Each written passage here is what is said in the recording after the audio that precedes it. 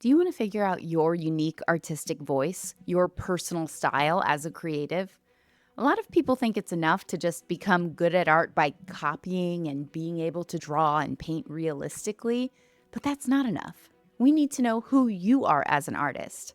I'm Stephanie. I taught art for over a decade, and what I always wanted to see from my students was not just technical skill, but an artistic voice that was all their own, saying something that only they could say. When young artists finally tap into this, they win awards, they get into art shows, they get into art schools.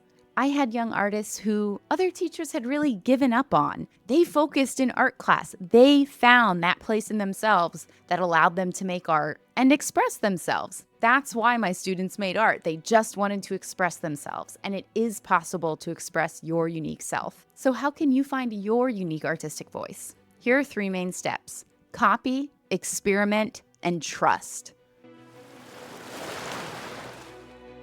Step number 1 is copy. This is counterintuitive because if you're trying to find your unique artistic voice, copying seems like the opposite. It's someone else's artistic voice. But this is going to help you learn technique and learn what you like, look at what other artists are doing that you like, and start adopting all of their methodologies. This is crucial for someone that's learning technique. Copying can mean drawing from anything you see around you. Copying from the masters. John Singer Sargent comes to mind because he's from like the late 1800s, and that was when realism was really important. He was such a technically talented painter when it comes to realism. So if you're learning to paint, there's one artist to copy. You can copy works by artists you love. You could even copy sculptures. So I love drawing sculptures because the shadows are a little bit easier to see than in real life on a real face. They stay still. The reason art schools have marble sculptures, classical sculptures in their buildings sometimes is because it is a common practice for art students to copy the sculptures. They will sometimes sculpt, but usually draw the sculpture by looking at it.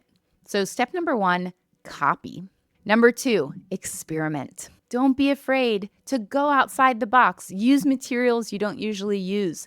Look at all the different styles of art throughout history. Make your work in those styles. Experiment with all sorts of subject matter. Experiment with new ideas and combining multiple ideas to create something new. I like to call this unity of the unlike, when you take things from different areas of your life that aren't connected and somehow make them connected.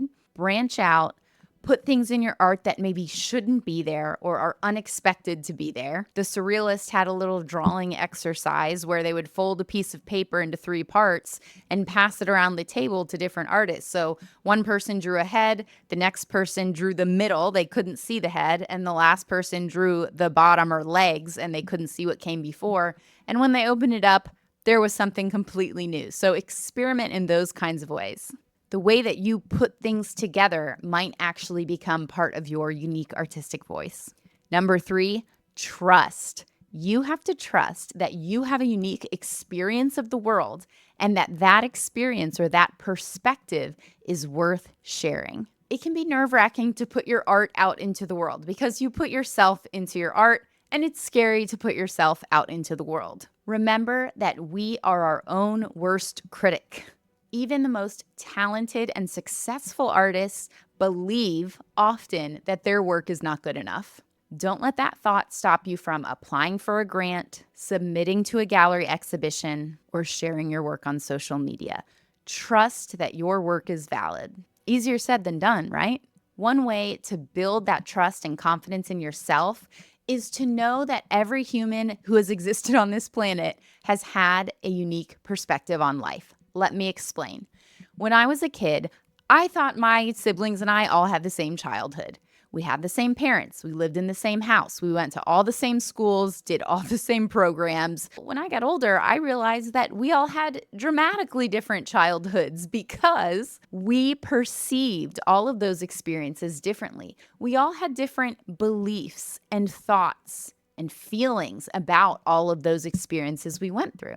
So even if you had an identical twin that went through life exactly as you went through life, the way you process all of that and think and feel about all of it is unique. You may have heard the saying, there's nothing new under the sun. I've felt like that a million times. And yes, there are universals, there are tropes, there are things that you can say in your artwork that have been said before, but not the way that you have to say them. That unique stew of your favorite medium to work in and your skill and your experience of life, what you have to say and how you're going to say it, all are a part of your unique artistic voice. Your internal experience of your life is unique. And what is an artist's job but to make the internal external?